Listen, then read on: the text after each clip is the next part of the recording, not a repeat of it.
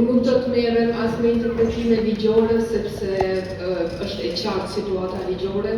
rreth kësaj seance, as nuk do të merrem me interpretime se sa e dëmshme apo jo është çdo vonesë që shkaktohet. Mirë po duke pasur pritjet goxha t'ulta në raport me PDK-n, AAK-n dhe duke mos pasur asnjë lloj pritje në raport me listën sërbe,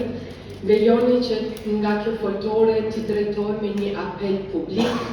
deputetëve të grupit parlamentar të LDK-s. Të nderuar deputet të LDK-s,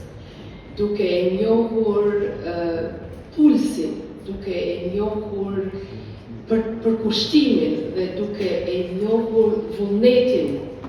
e votuesve të partisë tuaj. Më mirë ndoshta se sa ata që kanë përgjegjësi të larta në partitë e juaja, ju ftoj publikisht që si parti e ardhur nga një traditë institucionaliste, të mos bëheni bashkë me ata të cilët nuk i respektojnë institucionet e shtetit, të cilët bllokojnë procese të rëndësishme, të cilët bllokojnë buxhetin, bllokojnë pagat edhe bllokojnë të ardhmen e këtij vendi.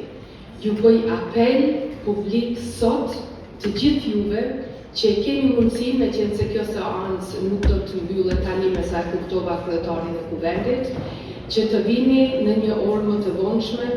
dhe të votoni marrëveshjet ndërkombëtare në atë sensin i cili në parimet në të cilat është krijuar, është ndërtuar, është zhvilluar partia juaj. Mos u bëni kontribues të bllokimit të shtetit, sepse as nuk ju bën nder juve personalisht si deputet që keni marrë përgjegjësi,